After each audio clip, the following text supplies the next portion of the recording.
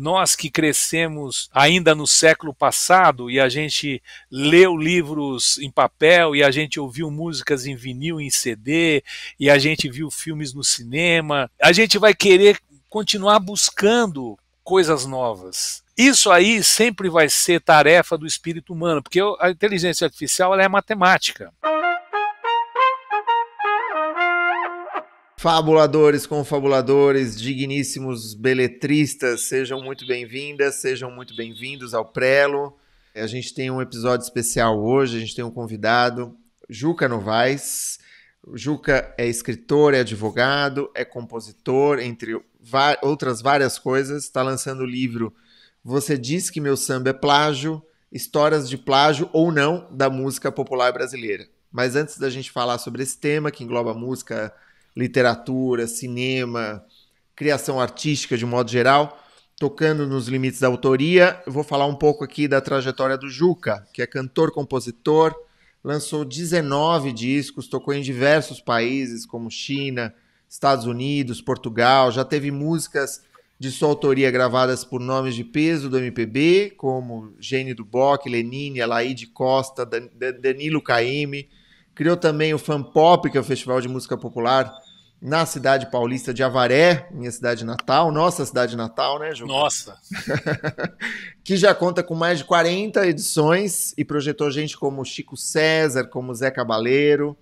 Paralelamente, na prática da advocacia, o Juca Novaes presidiu a Comissão de Propriedade Intelectual da OAB de São Paulo e as comissões de propriedade imaterial e de direito de entretenimento, também da Ordem de Advogados de São Paulo. Atualmente ele é diretor da Associação Brasileira de Direito Autoral e vice-presidente da Brasil Music and Arts, voltada para a exportação da cultura brasileira. É palestrante, conferencista, publicou livros na imprensa, vários artigos sobre direito autoral e gestão coletiva. Nessa área, ele também é vice-presidente da CIAM, International Council of Authors of Music, que é o Conselho Internacional dos Autores de Músicas, diretor da Associação Brasileira de Direito Autoral, a ABDA, e da Associação Brasileira de Música e Artes, Abramos, além de fundador e atual presidente da Aliança Latino-Americana de Música, que é a ALCAM.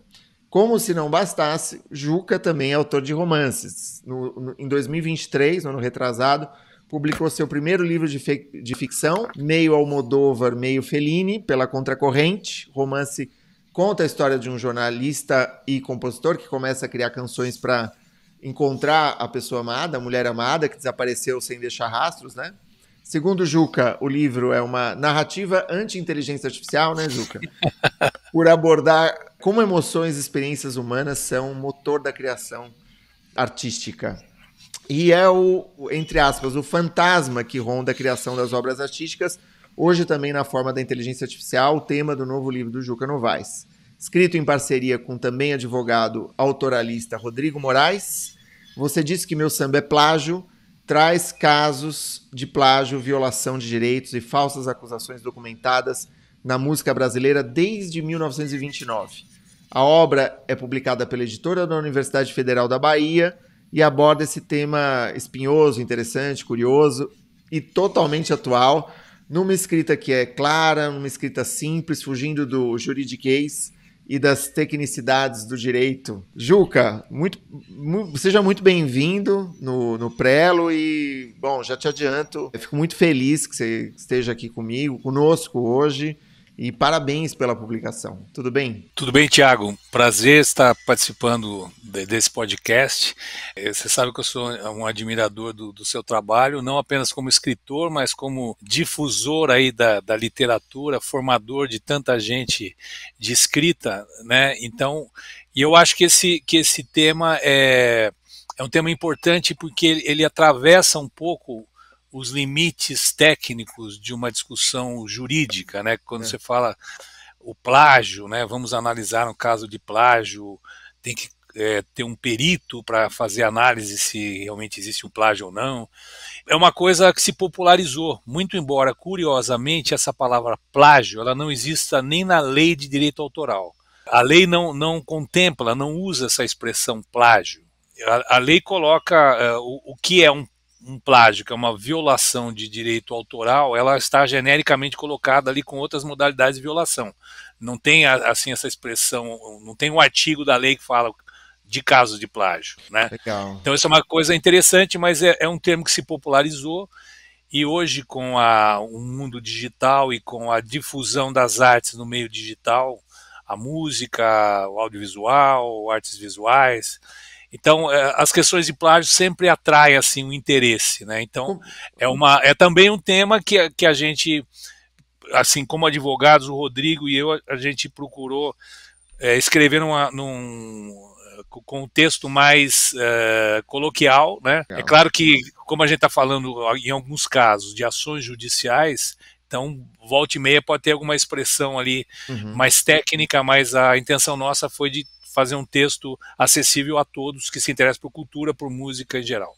Como que começou o seu interesse pelo tema do plágio? De que forma que ele tem a ver com a sua própria experiência de compositor? Bom, o plágio é o grande terror, né, dos compositores, né, e dos criadores da arte em geral, né?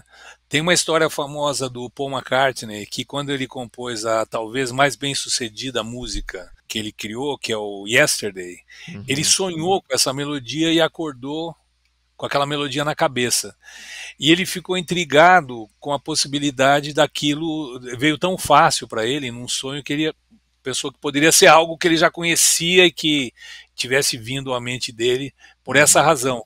E ele ficou dias mostrando essa melodia para os amigos tal, e perguntando, vem cá, você já ouviu isso? Você já ouviu isso? Você já ouviu isso? Tanto que ele tinha, é engraçado que ele criou uma letra provisória para lembrar da melodia, que é Scrambled Eggs, que é ovos mexidos, né? E depois que, quando ele realmente recebeu o feedback que ninguém tinha ouvido aquela melodia, foi que ele fez a letra e se tornou uma das canções mais gravadas aí da história da música popular.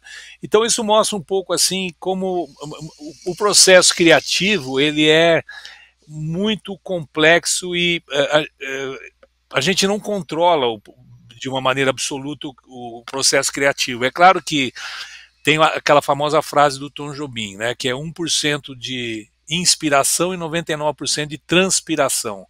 Mas existem momentos para o criador em geral em que esse 1% de inspiração ele vem mais fluente, ou ele vem mais fácil em determinadas situações em que você está tocado por algum fato, ou você tem uma emoção que pode ser uma indignação, pode ser uma paixão, e aquilo muitas vezes leva você, porque a arte é uma forma de expressão, a se expressar por conta daquela emoção e gerar um produto, uma obra de arte, seja qual for a modalidade da sua especialidade, né? Então eu acho que essa questão do plágio, desde quando eu comecei a fazer minha primeira música, isso foi algo que esse temor sempre esteve presente. E isso é algo que eu compartilho com outros amigos que também são até escritores, mas também são compositores e tal, que esse tipo de preocupação ele é sempre presente, né? Até porque o plágio ele é uma coisa muito condenável, né? Dentro da esfera de violações do direito autoral, o plágio é considerada a mais abjeta violação. É diferente, por exemplo, de quando alguém pirateia um disco ou um livro, né, no qual ele pega aquilo que já existe e quer ganhar dinheiro com aquilo de uma forma ilícita.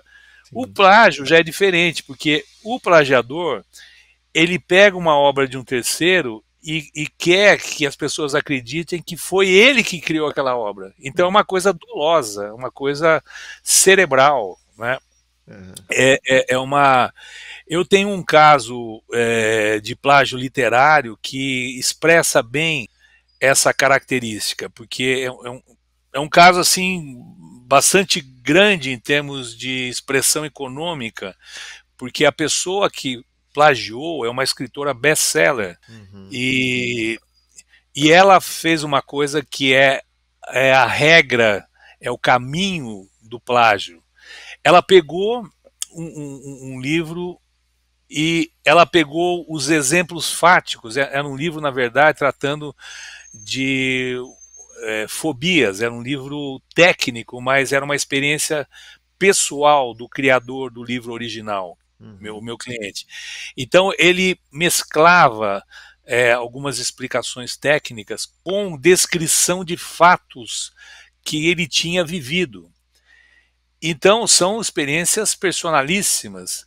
Essa escritora que plagiou o livro e foi reconhecido o plágio através de uma perícia em todas as instâncias do judiciário, ela pegava esses fatos e ela tentava maquiar alguns elementos dos fatos, né, para não parecer que ela tinha copiado. Caramba. É mais ou menos como se fosse assim, eu não vou falar o nome da escritora, muito embora isso seja até um fato público até, mas ela, por exemplo, um dos fatos que se passaram com esse meu cliente e que ele narrou no livro é quando ele presenciou uma questão de fobia envolvendo uma amiga. Então ele descreve que ele estava no Rio de Janeiro, foi num bar da Barra da Tijuca, e aí ela tinha fobia de barata. E o garçom desse estabelecimento chegou com a bandeja cheia de tulipas de chope, e esse garçom tinha uma barata no ombro. Inadvertidamente, uma barata tinha subido no ombro dele. Essa mulher, quando viu a barata, ela teve um ataque histérico e derrubou todas as tulipas e foi uma confusão ali na mesa.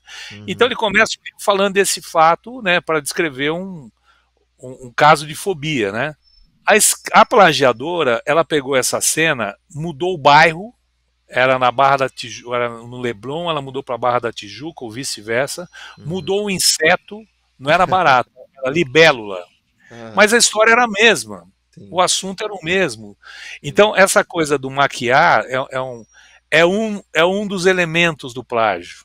Né? A pessoa muitas vezes fala, vou pegar isso aqui, talvez pouca gente tenha tido acesso a esse livro, então eu vou mudar uma outra coisa aqui para ficar diferente. Na verdade, uma análise técnica sobre isso foi que o perito fez, demonstra claramente que ali é um plágio, né? Inclusive, tem uma coisa muito interessante nessa ação, porque era tão flagrante o caso de plágio desse livro, que eu, quando entrei com a ação, na minha petição inicial, eu já coloquei os trechos, trecho por trecho, o trecho do livro original e o trecho do plágio. Aí foram umas 30 passagens, né, que eu mostrava para o juiz, olha, esse livro ele tem que ser tirado de circulação, porque é um plágio. Normalmente, num caso como o plágio, o juiz ele é muito cauteloso. Então, normalmente, ele não suspende a venda do livro, ele não toma nenhuma medida mais drástica antes da outra parte responder e antes de ter uma perícia. Mas foi tão flagrante a forma como foi exposta essa semelhança de muitas passagens do livro que a primeira coisa que ele despachou no processo já foi essa: suspenda-se a venda do livro, tire de circulação.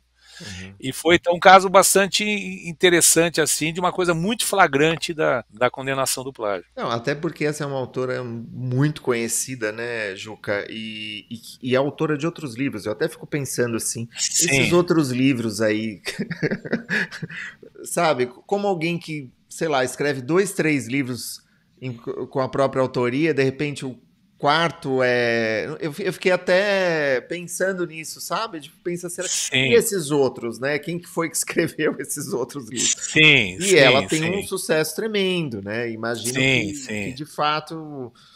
mas esse é interessante, porque você falou da perícia. E aí eu quero voltar também para o teu livro, mas assim, como que essa perícia trabalha? Quais são os índices? Eu vi recentemente um vídeo que é a tal história do Rod Stewart com o George Bain, né? O que é um plágio, assim... Que tá no livro, tá no meu livro. Tá no livro, então, que legal. O Taj Mahal e Do You Think I'm Sexy, né? Yeah. Assim, você vê o maestro vai lá e ele consegue reproduzir as notas, né? Quais são as notas de uma obra literária? Ou seja, o que o perito procura no caso da literatura, por exemplo? E no que isso se difere, de repente, da música, sei lá? Olha, existe no judiciário o que chamam-se de assistentes do juízo. Então, são experts em várias especialidades que se cadastram no Poder Judiciário. Eu atuo no Poder Judiciário de São Paulo, majoritariamente, né?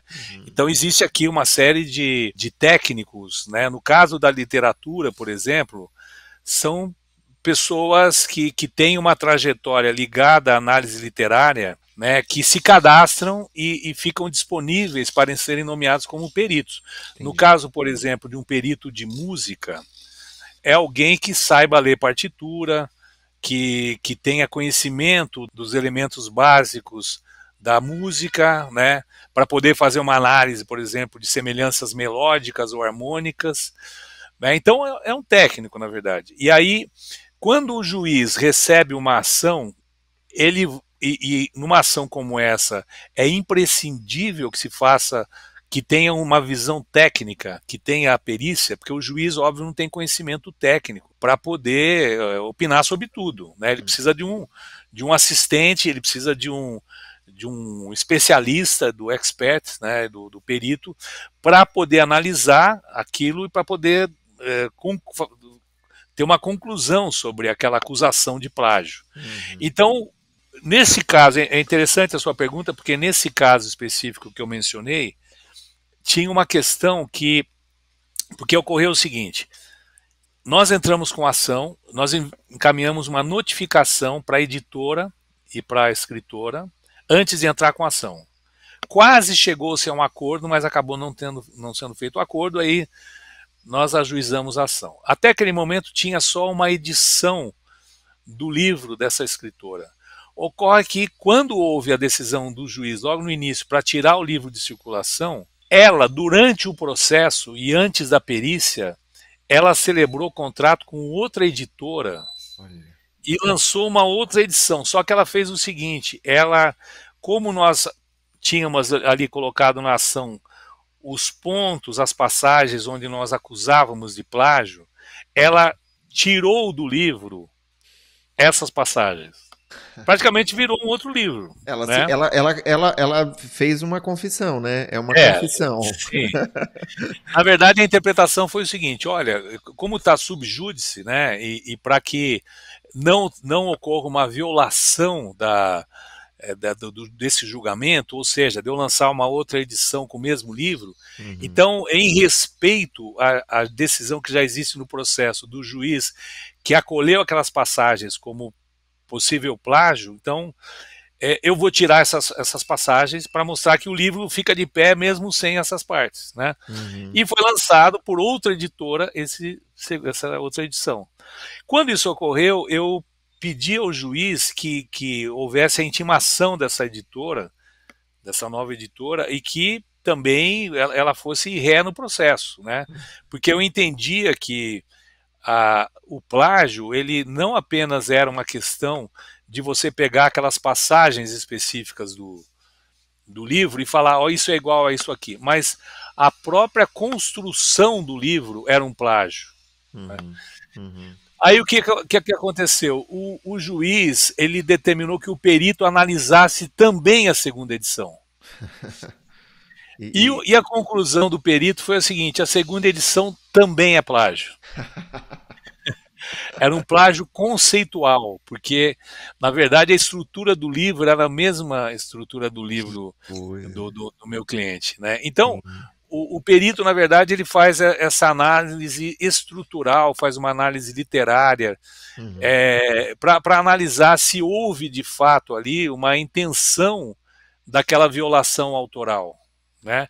E é claro que, quando existem trechos como esse que eu mencionei, da maquiagem de determinadas passagens, isso é como se fosse, para usar uma expressão popular, o batom na cueca. Né? É algo assim que não tem muito que... Na verdade, a tentativa de mascarar aquilo torna mais evidente que aquilo realmente é um plágio. Né? Perfeito. Juca, eu vou contar uma história. Quando a gente estava se preparando quando eu estava me preparando para a nossa conversa, eu lembrei de um caso que foi o seguinte: uma vez, eu nem sei quantos anos faz, uma senhora me escreveu no DM do Facebook, no Messenger lá, E não conhecia essa senhora, nem lembro, acho que não era minha aluna, coisa. Não podia ser. Mas ela falou assim: você plagiou meu livro. Ela me acusou assim. Como? E eu falei: como assim? Do que ela tá falando, né? E aí ela falou em seguida: e o pior, você plagiou a música do meu livro, o ritmo das frases da minha história.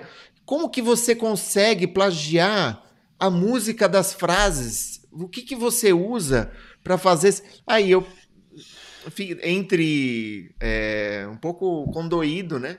E meio assustado, porque quando você recebe uma mensagem de alguém assim que você não conhece, com uma acusação, e aí a acusação é super delirante dessa forma, né? E ela viu, eventualmente, na imaginação dela, ela viu um livro que eu publiquei e leu aquilo e se reconheceu no livro, reconheceu que aquele é uma história bem. E eu não continuei conversando, ela não escreveu mais. Foi uma ocasião, assim, curiosa desse mundo estranho das redes sociais, né? Mas, assim, tô contando tudo isso para dizer: existe no mundo das artes, né, inspiração, homenagem, paródia, né? Existem várias figuras de linguagem, inclusive, que dão conta desse jogo de semelhanças, né? Mimese, todo tipo de. E são coisas diferentes. Existe o plágio. E é possível fazer essa confusão muitas vezes. Quem não é especialista no assunto pode fazer essa confusão. Qual que é a linha que separa esses dois conceitos? Olha, existem alguns elementos para que o plágio seja reconhecido. Um dos elementos é a parte que acusa a outra de plágio, ela tem que provar que aquele suposto plagiador teve acesso à obra original. Isso é um elemento básico.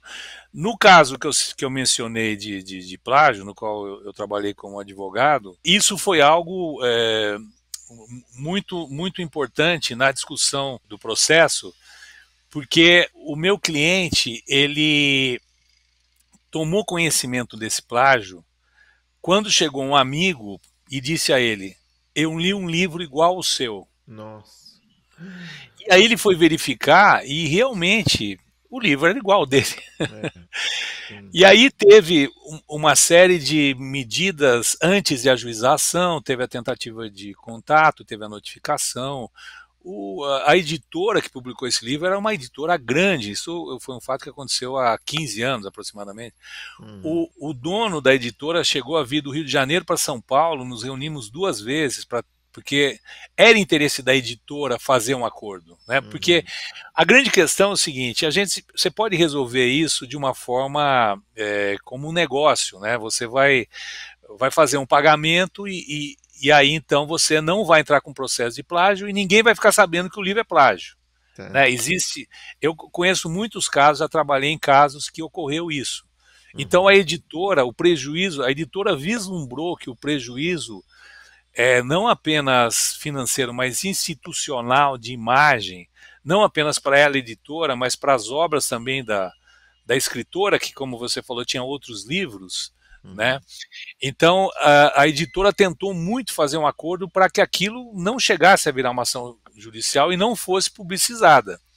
Mas não se chegou a um acordo, até porque o acordo ficou muito próximo, até que o meu cliente teve uma noite de insônia e, por mais que o valor oferecido fosse um valor que ele julgava muito significante, ele me disse o seguinte: eu jamais poderia dormir mais na minha vida ao saber que eu me vendi e a plagiadora vai continuar como se fosse uma pessoa que não plagiou ninguém. Né? Todo mundo tem que saber, porque a questão do dano moral aí, ele é muito forte também. Né? Eu mencionei que nesse caso ele colocou no livro passagens pessoais da vida dele. Né? Então, ele se sentiu violado, né? Porque realmente aquilo era pegar uma parte da vivência dele e querer usurpar aquilo, né?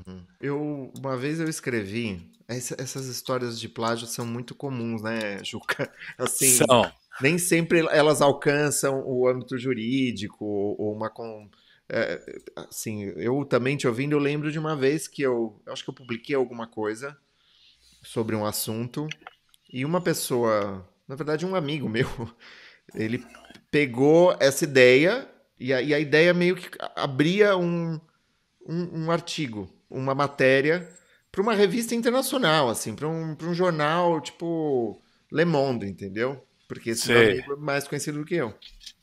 E aí eu li, mas sabe quando você fica assim, não, não é possível, acho que, não, sei lá, é uma ideia, né? É uma ideia. E esse meu amigo falou, eu fiz uma homenagem para você. É... Foi uma homenagem para você, espero que seja tudo bem, mas sei lá, eu descobri a coisa já publicada. E, enfim, outras coisas já aconteceram e acontecem e podem tirar o sono e você fala assim, será que vai valer a pena? Será que não vai valer a pena fazer alguma coisa quanto a isso? Existem casos, né? Não é o caso desse amigo, mas existe um caso em que você pode, vamos dizer, ser tomado de tal forma por uma influência, acho que na música isso talvez seja muito comum, essa ideia do plágio inconsciente. A gente estava falando do Rod Stewart, do Jorge Ben aqui. Existe plágio inconsciente? É essa a pergunta. Né? Uma diferença entre consciente e culposo. O Freud chamava isso de criptominese. Ele tinha uma Sei. noção. Uma vez alguém falou que ele que ele roubou uma ideia, um conceito e tal. Ele falou: não, puxa, talvez eu tenha me esquecido e tal. E foi um caso de criptominese. Enfim, queria te ouvir um pouco sobre isso. Não, isso existe, inclusive no livro existem algumas histórias sobre isso, né? Dois casos em particular, porque eu acho que o interessante do livro é o fato de que não é um compêndio de direito autoral técnico sobre plágio, mas são histórias. E ao contar as histórias, surgem os elementos ali que são importantes no reconhecimento do plágio, né? Então, na verdade, a pessoa passa a entender o processo de plágio lendo as histórias, né? Uhum. Então, tem duas histórias sobre isso que você está dizendo. Uma delas que não está no livro, porque o nosso livro, né, o livro que o Rodrigo e eu escrevemos, ele não trata de casos de plágio que não envolvam artistas brasileiros. Então, Tá. muito embora tenha o caso do Rod Stewart e do Jorge Ben, né? Assim como tem o caso do Miles Davis com o Hermeto Pascoal, assim como tem outros casos de acusação de plágio que artistas estrangeiros plagiaram brasileiros e artistas brasileiros plagiaram estrangeiros, mas esse caso que eu vou mencionar é um caso de um artista internacional e que plagiou uma música também internacional, que é o George Harrison, dos Beatles, guitarrista dos Beatles e genial compositor, criou algumas das músicas mais lindas da história da música pop mundial, mas ele foi acusado de um plágio. Uma das músicas mais famosas dele, do primeiro disco solo dele, é a música My Sweet Lord. Uhum. Essa música foi acusada de plágio de uma música lançada por uma banda americana nos anos 60, chamada The Shuffles, e é uma música chamada He's So Fine. E Uhum. realmente a melodia das duas músicas, a primeira parte da melodia é exatamente igual, com pouquíssimas Nossa. variações. Né? Uhum.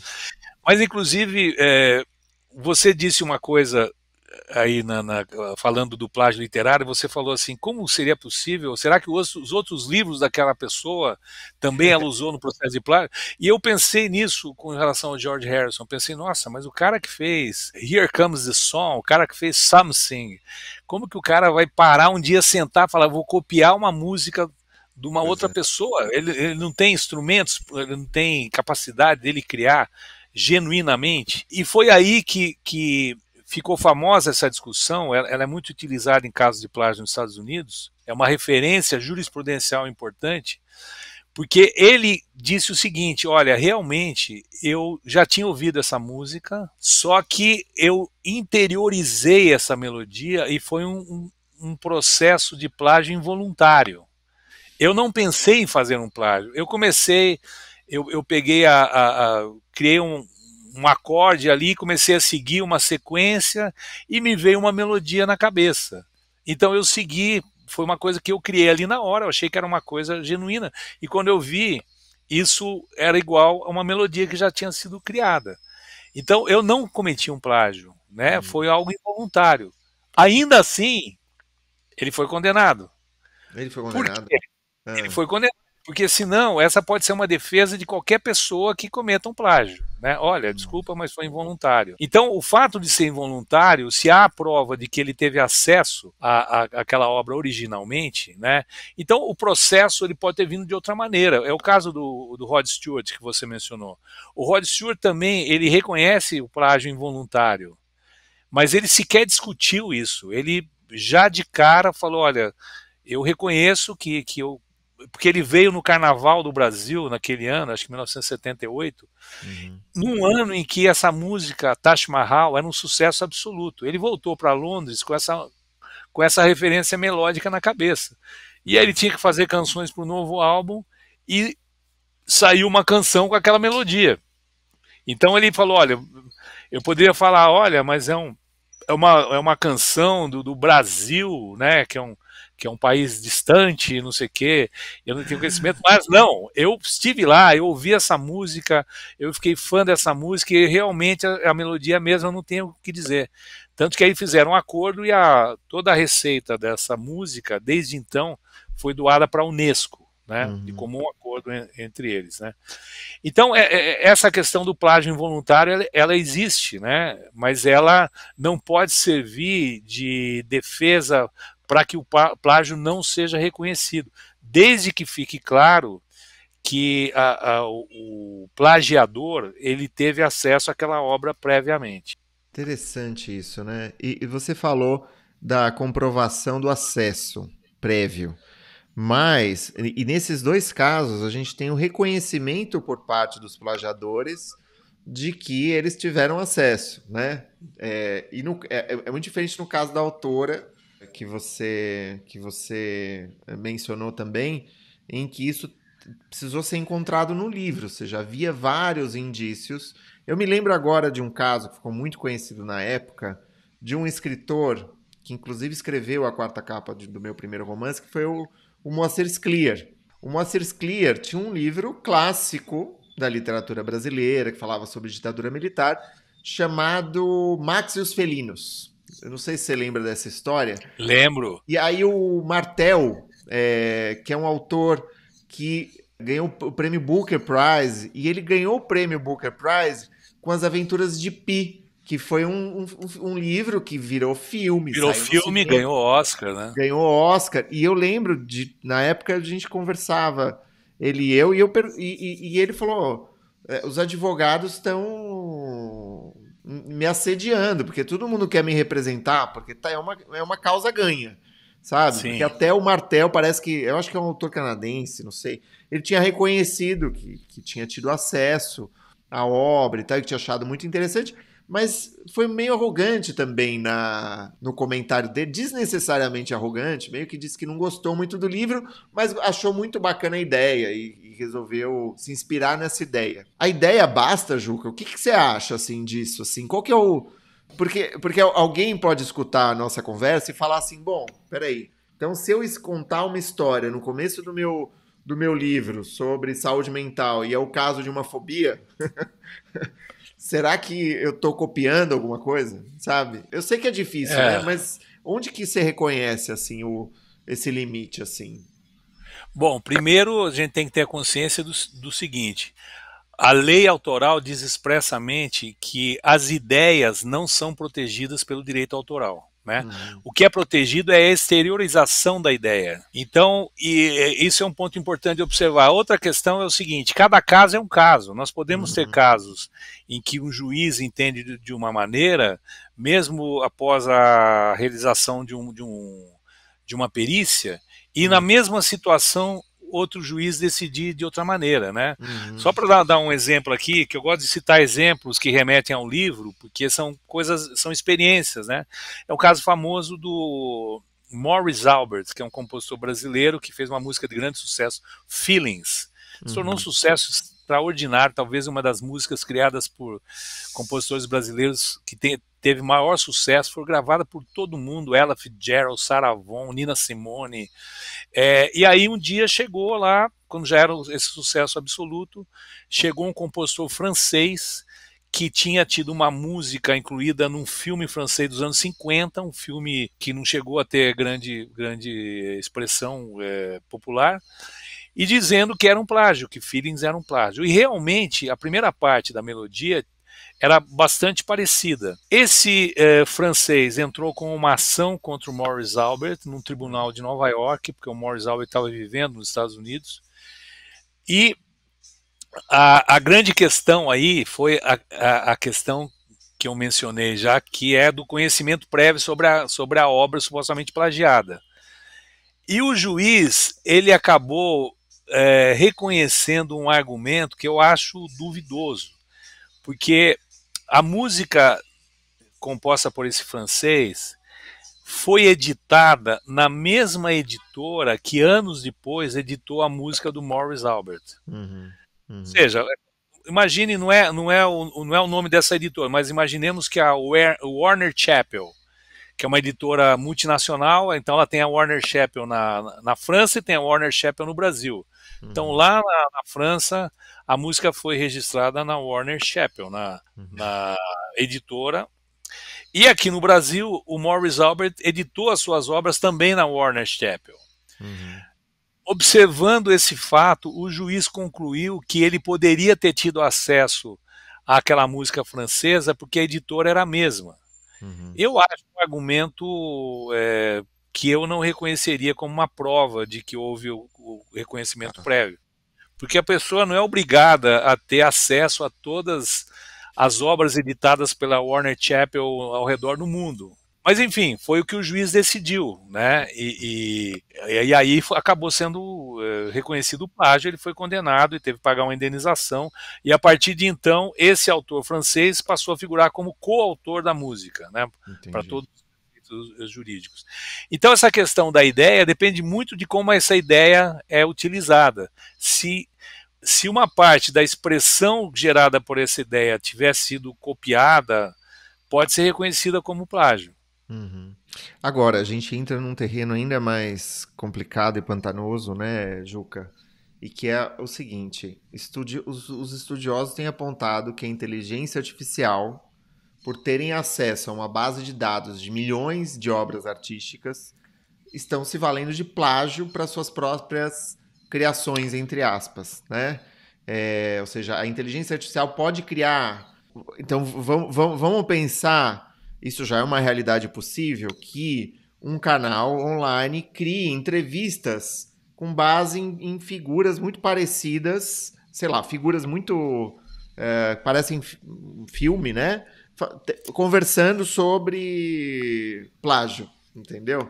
E ela encontra, né, nos seus algoritmos, nos seus mecanismos de busca, trechos dessa nossa conversa aqui, e emula isso, e simula uma outra conversa, e publica num outro canal, e tem os seus próprios créditos. É uma coisa que hoje em dia é possível, né? A pergunta aqui é, a inteligência artificial pode criar algo original, ou é tudo cópia? E de que forma que ela muda a nossa noção de direito autoral?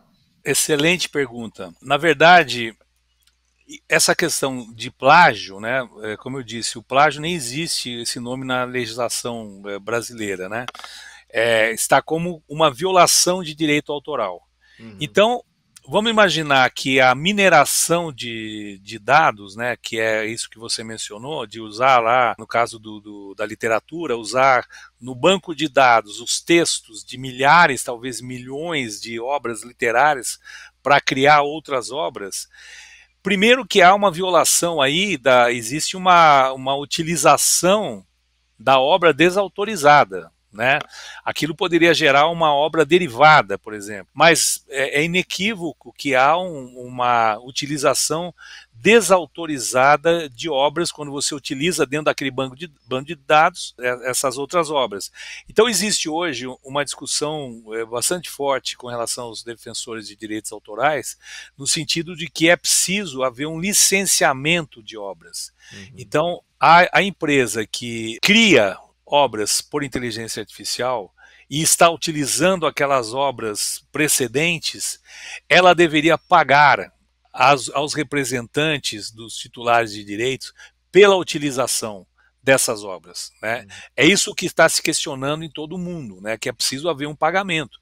E é preciso também haver uma identificação dessas obras. Então são duas regras básicas que os detentores, defensores de direitos autorais estão questionando. Primeiro, a transparência na utilização dessas obras na mineração e segundo, o pagamento. Esse pagamento, como ele vai ser distribuído, é uma outra questão que vai competir a esses defensores e detentores dos direitos autorais. Então esse é um primeiro ponto, é uma luta que está se construindo nesse momento, né? É uma luta global que tem um player novo no mercado que se chama Donald Trump, que é a pessoa que comanda hoje o país mais poderoso do mundo, onde estão essas big techs, e já existe um movimento do governo americano protetivo a essas big techs, que é estimular que essa discussão sobre violação de direitos seja aceita nos Estados Unidos como o Fair Use, que é o Instituto do Direito norte-americano, que quando o juiz reconhece que há um uso justo de determinada obra, isso pode representar uma exceção à regra básica que você precisa do licenciamento, precisa da autorização do autor. Então está sendo estimulado isso nos Estados Unidos, pelo governo principalmente, para que a mineração não seja reconhecida como uma violação de direitos. Então, como se dizia lá em Avaré, é uma briga de cachorro grande, né? E que ela está avançando muito rapidamente, certamente no decorrer desse ano a gente vai ter alguns fatos novos, mas o que está acontecendo em todo o mundo são discussões judiciais e discussões legislativas sobre esses dois pontos, o licenciamento e o pagamento e a transparência, né? Então agora vamos ao caso do plágio, porque eu estou falando de violação, utilização não autorizada de obras, né? Existem algumas ações judiciais movidas por detentores de direitos, principalmente de obras musicais, que ajuizaram ações contra, especialmente, duas empresas norte-americanas. Uma se chama Suno e a outra se chama Udo. São duas empresas criadores de conteúdo por inteligência artificial. Então, só para você ter uma ideia, eu vou pegar só a Suno para que as pessoas que estão nos assistindo possam ter uma ideia da dimensão dessa criação de obras musicais pela inteligência artificial.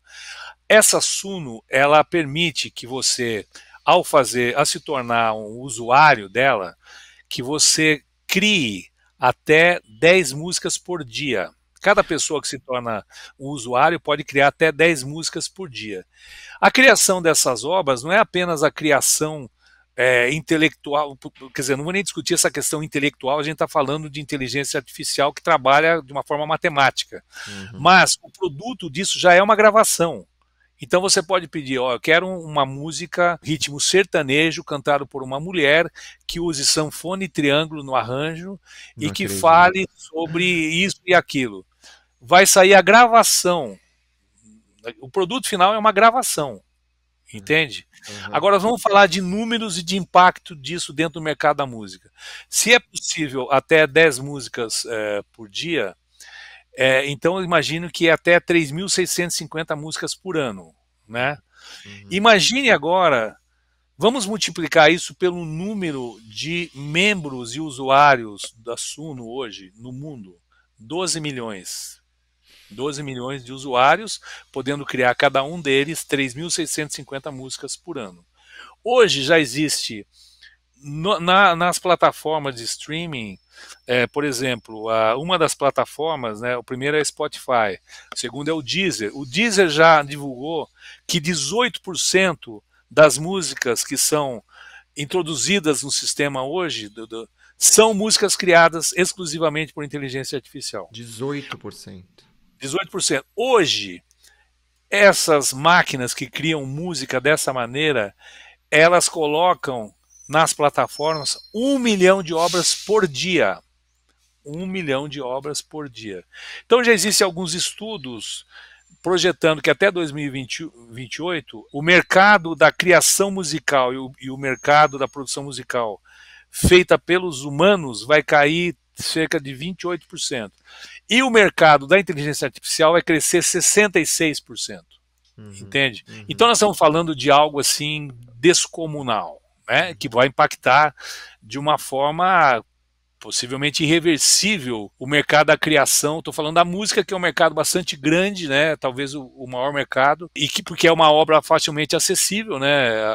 A música é algo, uma canção dura 3 minutos, uma gravação é 3 minutos, é muito mais viralizável, para usar uma expressão desses tempos da internet, do que a leitura de um livro, né, que demora dias para você ler um livro, ou para você ver um filme que demora mais tempo, né, do que você simplesmente ouvir uma canção.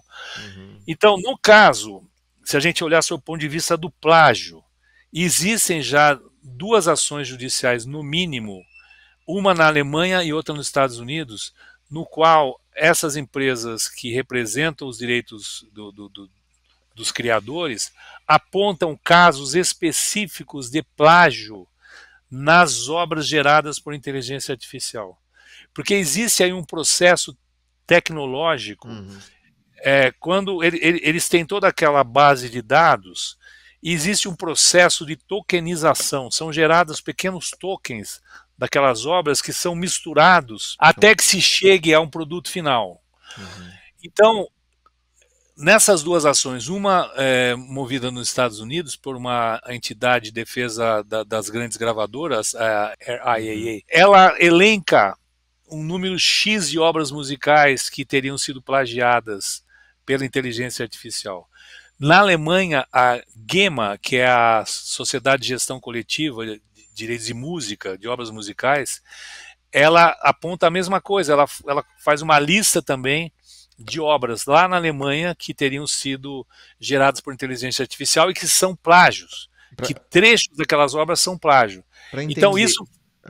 Desculpa, então para entender é o seguinte, existe então a tecnologia, porque até onde eu sei, essa coisa da inteligência artificial é uma caixa preta, né? Porque ele meio que recombina, né, elementos de várias músicas, como você falou, e então é possível fazer um rastreamento dessas origens, ou seja, do material, da matéria bruta, que não é nada bruta, né, que é super acabada e refinada. Sim. É possível fazer esse rastreamento e isso está sendo feito, é isso? Não, o que eles fizeram, esse rastreamento é algo que faz parte ali, o pedido de rastreamento, o pedido de comunicação de informação faz parte desse questionamento sobre a transparência. Mas o que eles fizeram foi identificar, em alguns casos, né, pegaram algumas amostras ali, e dentro dessas amostras, pelo conhecimento prévio de outras músicas já existentes, eles identificaram que havia casos de plágio. Então, é claro que isso é apenas um exemplo, né? São exemplos que podem se multiplicar aos milhares, dentro dessa dimensão de milhões de fonogramas, né? Mas a máquina é um plágio, né? Está comprovadíssimo, né? A questão é como que a gente se protege também, né, Juca? Como você, que é um compositor, é um músico, se protege, como eu que sou um escritor, e todo mundo que está escutando, você pensa, pô, eu vou publicar, vou escrever, tenho todo um trabalho, né, insônias. A gente escreve por um prazer, às vezes um prazer um tanto masoquista, mas a gente escreve por prazer. Como que eu me protejo? Existe essa proteção? Eu não sei. Eu te escutando,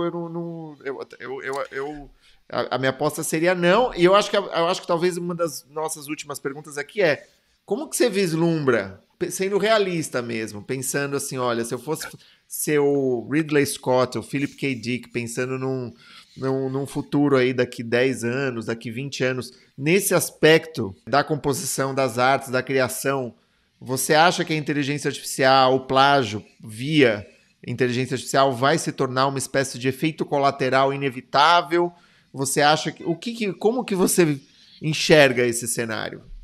Bom, eu acho que a primeira coisa com relação à proteção é você documentar a sua criação. Você precisa documentar, até para eventual questionamento, você ter uma prova de anterioridade. A lei brasileira... Biblioteca Nacional, por exemplo. Biblioteca Nacional, sim. Biblioteca Nacional.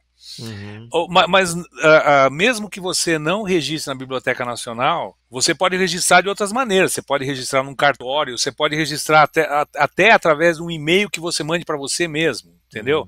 Tá. Tem várias formas, porque a lei brasileira, ela não exige que a única forma aceitável de registro e prova de anterioridade seja o registro na Biblioteca Nacional, por exemplo.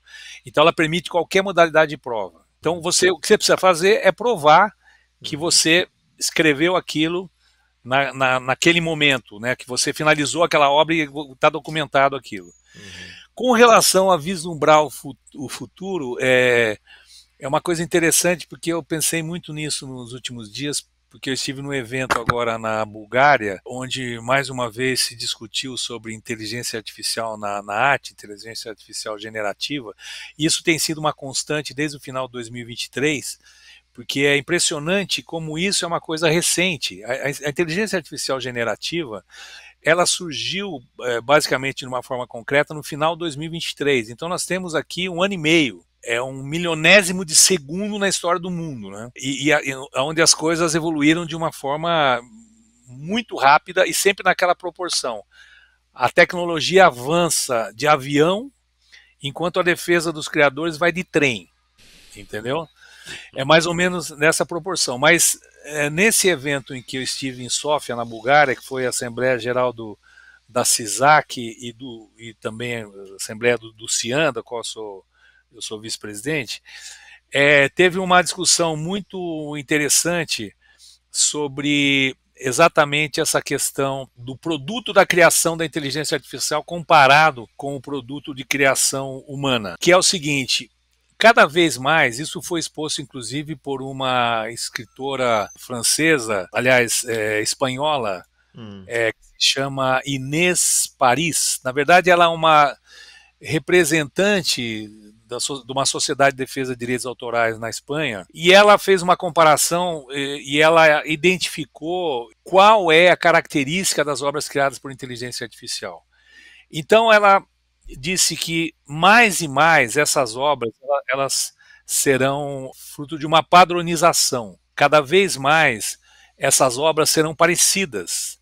Por mais que elas usem um número muito grande de obras, a maioria das obras colocadas no mercado são obras padronizadas. Então, que esse conteúdo, que essas criações, que esses produtos da inteligência artificial, elas se retroalimentam e se retroalimentarão. A tendência disso é que cada vez mais essas obras, elas serão obras que têm uma semelhança, que tem um certo padrão da música pop, principalmente. Nesse evento na Bulgária, eu ouvi ali algumas músicas criadas por compositores búlgaros, e tem uma coisa muito interessante da música ancestral da Bulgária, das vozes da Bulgária, que são grupos vocais que cantam a capela, sem instrumentos, que é uma tradição da música búlgara, mas tem a música pop também da Bulgária. E a música pop da Bulgária é parecida com a música pop da Romênia, que é parecida com a música pop Chile, que é parecido com a música pop da África do Sul. Os elementos ali são os mesmos, só muda a língua, né? Então essa coisa da padronização da música pop, ela vai ser uma coisa que vai marcar essa retroalimentação da criação da inteligência artificial. Até porque existe a seguinte característica: como o número de obras criadas por inteligência artificial, ela tende a aumentar cada vez mais, e na casa dos milhões, essas músicas elas também farão parte da mineração em futuras obras criadas por inteligência artificial. Então, na verdade, o que a gente chama assim da criatividade do humano, por exemplo, a capacidade do João Gilberto de criar aquela batida do violão que criou a bossa nova, ou o Tom Jobim que tendo por influência o jazz norte-americano e a música clássica, inseriu uma série de inovações harmônicas na música brasileira, ou o modernismo na literatura e nas outras artes. Isso aí sempre vai ser tarefa do espírito humano, porque a inteligência artificial ela é matemática. Sim. Estamos falando no atual estado da obra, né? É claro que eu não conheço suficientemente tecnologia, e principalmente tecnologia de inteligência artificial, para poder dizer se o futuro da inteligência artificial poderá ser a busca de romper limites, né? De fazer algo inovador, porque o que eu penso é que A criação de obras por inteligência artificial, ela obedece pura e simplesmente a uma ordem, que se chama dinheiro. Por que essas empresas criam obras por inteligência artificial? Porque elas querem ter obras para não pagar os autores como elas pagam quando os humanos criam. Então é muito fácil quando você vai fazer um filme. Eu quero uma música, um pop rock dos Rolling Stones. Bom, você vai consultar quanto que os Rolling Stones vão cobrar pelo licenciamento de uma gravação de uma obra. E se você pode ter, pela inteligência artificial, uma obra muito parecida com a obra dos Rolling Stones e não precisa pagar nada por isso, então a escolha só tem um nome, business. Essa é a razão pela qual. Então não me parece que, a princípio, a intenção de quem estimula essa criação, das empresas que estão estimulando essa tecnologia, que haja de parte deles um interesse de quebrar fronteiras artísticas. Então isso vai acabar sendo a tarefa dos humanos. Sim. Então a expectativa é que nós que temos interesse por arte, nós que fazemos arte, nós que crescemos ainda no século passado e a gente leu livros em papel e a gente ouviu músicas em vinil, em CD, e a gente viu filmes no cinema, a gente vai querer continuar buscando coisas novas. Enquanto isso, a música padronizada da inteligência artificial, ela vai ter um mercado, talvez um grande mercado, talvez um mercado dos jovens que estão nascendo agora, ou dos jovens que nasceram no início desse século, nas primeiras décadas desse século, que talvez não tenham passado por essas experiências analógicas que moldaram nossa compreensão sobre arte, e a minha compreensão sobre arte é algo extremamente humano. Né? Foi o que eu disse sobre o meu romance, que ele é uma obra anti-inteligência artificial, porque ela mostra exatamente a criação da arte como um fruto da emoção humana. Né? Então nós vamos continuar buscando essa emoção e essa criação humana, enquanto o mercado e a tecnologia vai colocar cada vez mais canções criadas pela máquina. Posso dar o meu pitaco? Na verdade, eu concordo inteiramente com você. Eu acho que tem esses dois elementos. Um é a novidade e o outro é o vínculo, a relação. A gente estava falando de George Harrison, a gente estava falando de Jorge Ben. Eu fico pensando se existe a arte sem pessoa, sem gente. Se existe a arte sem uma personalidade, sem uma vida por trás, que seja, sabe, desde que o romance, por exemplo, nasceu, para ficar só num dos gêneros literários, as pessoas se perguntam, desde que eu publico o livro, por exemplo, as pessoas perguntam, o que aconteceu? O que é verdade? O que foi inventado? O que é biográfico? O que não é? E se você vai na Ilha do Tesouro, se você vai em Robinson Crusoe, você vai ver que esse jogo do verídico e do inventado sempre existiu. Porque as pessoas têm esse tipo de curiosidade, porque isso faz parte de uma espécie de vocação responsiva, relacional, né, entre as pessoas. Eu fico pensando se, em algum momento, pode ser que você falou das novas gerações que já nascem num outro mundo, né, num admirável mundo novo, se elas vão prescindir dessa amizade com pessoas de carne e osso, ou se elas vão ficar apaixonadas por um popstar que não existe. Né? Sim. A gente não sabe, né? Mas eu acho que você levanta aí duas questões muito grandes, que é o vínculo, né? E a novidade, né? Essa ideia de que a máquina ela vai espiralando, e ela vai meio que nessa retroalimentação meio endogâmica, produzindo sempre o mesmo, e o lugar do novo, da originalidade, da invenção, da paixão, né? Ainda nós seres humanos falhos, né? Que, enfim, eu acho, é incrível esse tema, né, Juca? É algo que você fala assim, 2023, como você falou, foi ontem, mas parece que já faz tanto tempo e é tão rápido esse avanço. E eu sinto que a gente vai precisar, talvez, renovar essa conversa daqui a um tempo. Sim. Fazer outra.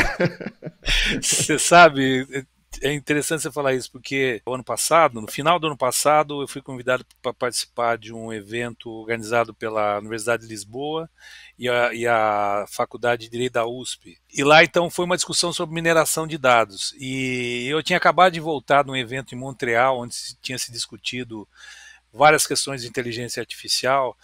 E a minha palestra sobre esse assunto, no meio de vários pessoas que eu admiro muito, que são professores de direito, e falaram sobre o ponto de vista jurídico, né? Uhum. Eu falei um pouco do ponto de vista prático, do que estava se passando, do que está se passando, as iniciativas legislativas, governamentais e medidas judiciais, e o que está se passando com relação a essa disputa entre a inteligência artificial generativa e a defesa dos direitos autorais.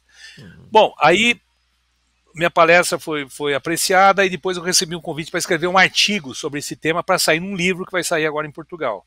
Que legal. E aí eu comecei a escrever esse livro, mas eu percebi o seguinte, que tem sido tão dinâmica o que está ocorrendo de inovações, que esse artigo ele vai ficar velho amanhã.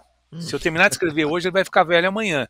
E isso realmente se confirmou, porque no dia que eu tinha que entregar o artigo, eu recebi um e-mail de um colega mexicano falando do que tinha acontecido no dia anterior, que era uma reunião do CEO da OpenAI com o presidente Trump, exatamente para falar dessa coisa da recomendação às big techs americanas para desconsiderar a questão do direito autoral.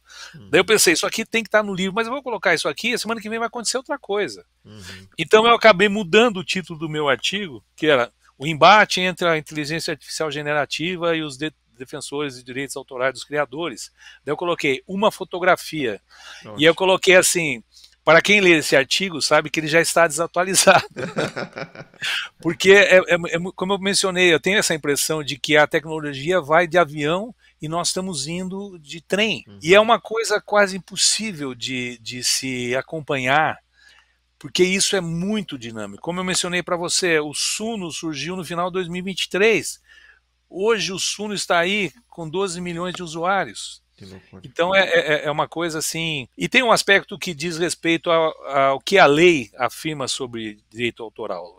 Uma coisa básica para que ocorra a proteção a obras artísticas, intelectualmente protegidas, é que seja fruto de criação do espírito humano.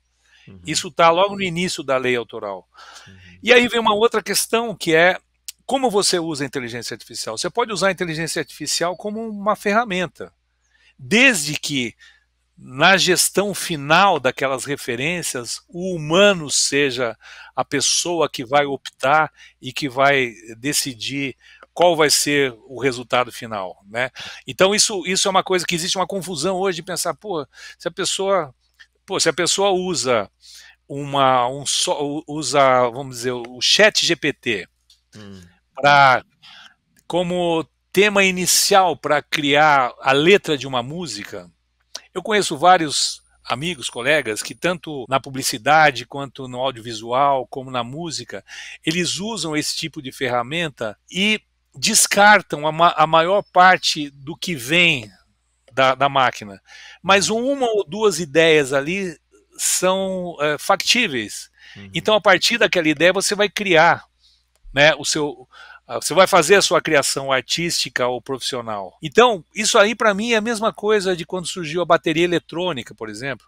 Ou você usar o dicionário de rimas, que é também um tipo de informação que você vai pegar externa, que você vai pegar para ajudar a fazer aquela massa que você vai fazer o seu produto. Perfeito. Então é importante definir essa questão do que é a inteligência artificial como ferramenta, que eu acho absolutamente legítima, e o que é a obra criada exclusivamente por inteligência artificial, que é o exemplo da Suno, como eu mencionei. Perfeito. Juca, enfim, eu pensei em várias outras perguntas e coisas para dizer, mas eu acho que a gente vai se encaminhando para o fim da nossa conversa. Para vocês que nos escutam, o Juca é meu primo, não sei se eu já disse isso antes, e ele é dos meus parentes, assim, com os quais eu tenho maior amizade mesmo, né? A gente tinha, pelo menos quando eu morava em São Paulo, esse hábito de a cada, sei lá, 6 meses, um ano, ir num restaurante japonês na Liberdade e papear, atualizar a conversa. E a conversa sempre passa por assuntos pessoais, mas também vai por questões de política, de música, de artes e tal. E eu acho que uma conversa como essa nossa aqui meio que deu um gostinho daquele papo, saudade desses encontros.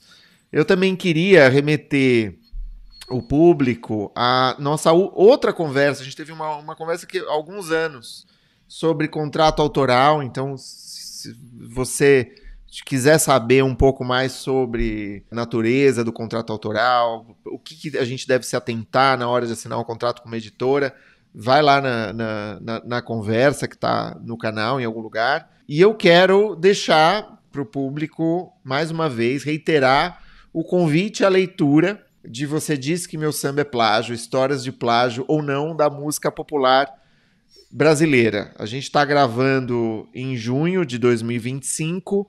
O livro já foi lançado em Salvador e vai ser lançado em São Paulo no dia 16 de junho, no Círculo Italiano, às 18h30. Vai ser ocasião de um show, né, Juca? É um lançamento show. Você quer falar um pouco sobre isso? Como o tema do livro é música, né? Assim como o tema do meu primeiro livro, né? Muito embora uma ficção, também era música, era o compositor, o criador. Então, nada melhor do que fazer um encontro entre a música e a oportunidade das pessoas estar ali para comprar o livro, para colher o livro autografado. Então a gente nem sabe exatamente o que a gente vai fazer no palco, mas vai ser legal. Assim que é bom. Bom, fica o convite para todos. E parabéns, Juca. Juca, se você quer dizer alguma coisa, você quer, antes da gente encerrar... Eu queria agradecer você, Thiago, mais uma vez, independentemente dos nossos papos, né, de sempre, né, que você está morando em outro país agora, mas certamente a gente, de alguma maneira, vai retomar isso em outras oportunidades. Mas essa conversa foi muito boa, inclusive porque eu estou voltando dessa viagem para a Bulgária, onde essa discussão esteve bastante presente, e algumas ideias estão fervilhando na minha cabeça. Então eu pude aqui compartilhar, eu vou até escrever um texto sobre isso. Legal. Mas eu pude compartilhar, e é muito bom fazer essa troca, e seus questionamentos foram importantes assim dentro dessas reflexões, né? Então eu agradeço a oportunidade e queria dizer também que hoje em dia a gente consegue encontrar tudo no meio digital. Então, para quem se interessar em comprar o livro, né, tanto esse livro como o livro anterior, Meu Almodóvar, Meio Fellini, você consegue comprar na Amazon, né? Eu não vou fazer aqui propaganda da Amazon, porque eu sou dos defensores das livrarias de rua, e eu lamento que a Amazon seja uma alternativa, mas ela é uma alternativa. Então, esses dois livros podem ser encontrados. O primeiro saiu pela editora Contracorrente, Meu Almodóvar, Meio Fellini, e esse livro, Você Disse Que Meu Samba é Plágio, saiu pela editora da Universidade Federal da Bahia. E também convidar os que estiverem interessados para procurar o meu trabalho musical, né, Juca Novaes, que está em todas as plataformas digitais, tanto o meu trabalho solo como compositor, como também como integrante do grupo Trovadores Urbanos, da qual eu sou um dos fundadores, e que também tem uma carreira fonográfica com muitos discos muito legais. Então eu queria convidar todos para conhecer, né, essa arte humana, né, anti-inteligência artificial.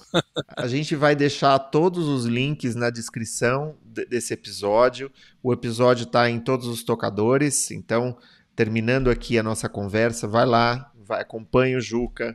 É um trabalho muito criativo, muito diverso, né? O Juca é multimeios. A gente nem conversou ainda sobre o Trovadores, a gente não teve essa chance. Talvez seja a biografia mais longa que eu tenha lido aqui no Prelo. Mas parabéns, Juca. Parabéns pelo livro. Obrigado, Thiago. Um convite para todos e foi um prazer. Valeu. Obrigado, abração.